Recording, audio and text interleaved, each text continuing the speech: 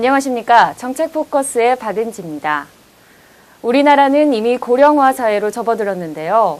그럴수록 어르신들의 사회참여 욕구도 높아지고 있습니다.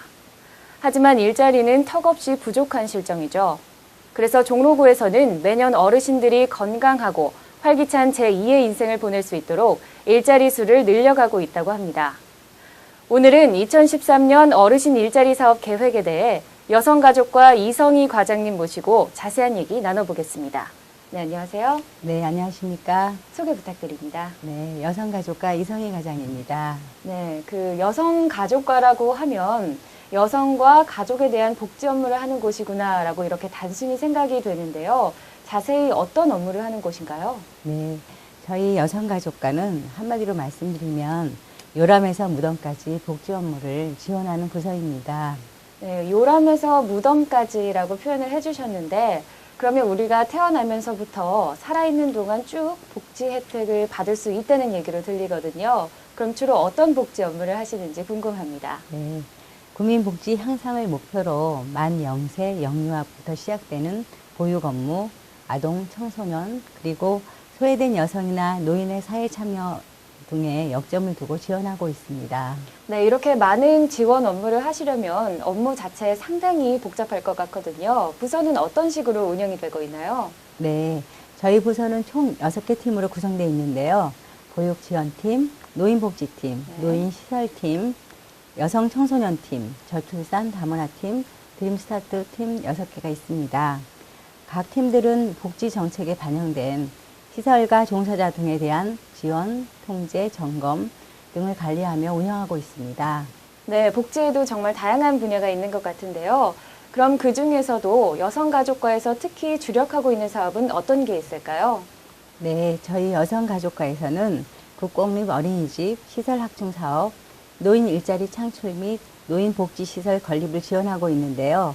최근 드림스타트 팀을 구성해서 저소득 아동을 대상으로 맞춤형 통합지원 서비스를 운영하고 있습니다. 이외에도 기업과 연계하여 노인시설이나 어려운 가정을 방문하고 아동 청소년과 연계한 경로당 방문 안마 서비스 등 각종 바우처를 통한 개별 사업도 지원합니다. 네, 그렇군요. 그 중에서도 올해 종로구에서는 어르신 일자리 사업을 추진할 예정이라고 들었는데요. 이 어르신 일자리 사업이 어떠한 이유에서 필요한 사업인지 설명 좀 부탁드리겠습니다. 네, 고령화 사회에 따른 복지나 일자리 제공이 사실상 이루어지고 있지 않은 현실입니다. 어르신들의 사회 참여 욕구가 높아짐에 따라 단순한 급여 복지보다 직접 사회 참여를 통해 소득을 창출할 수 있도록 어르신 일자리 확대 지원이 필요합니다. 네, 올해 2013년도 어르신 일자리 사업의 구체적인 내용은 어떻게 되나요? 어르신 일자리 사업은 환경과 관련된 일자리 사업 14개, 독거노인 지킴이 등 복지형 일자리 사업 7개, 문화유산 해설사와 같은 교육형 일자리 사업 10개, 그리고 수익 창출을 통해 연중 실시하는 시장형 사업 5개로 총 36개의 일자리 사업이 있습니다. 어르신들은 하루 2~3시간, 주 2~3회 일을 하며 월 20만 원의 급여를 받게 됩니다. 네, 매년 일자리 수가 늘어나고 있어서 더 많은 어르신들이 참여할 수 있게 됐다고 들었는데요. 네, 종전 어르신 일자리는 연 7개월의 사업으로 어르신들에게 지속적인 일자리 제공이 어려웠지만 2013년도 사업에는 12개월로 확대되어 연중 일자리 제공이 가능해졌습니다. 네.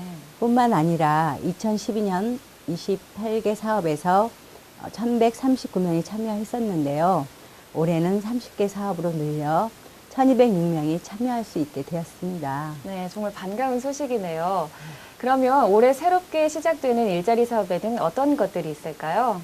예, 신규 사업으로 가로수 돌봄 사업, CCTV 상시 간제 사업이 있고요.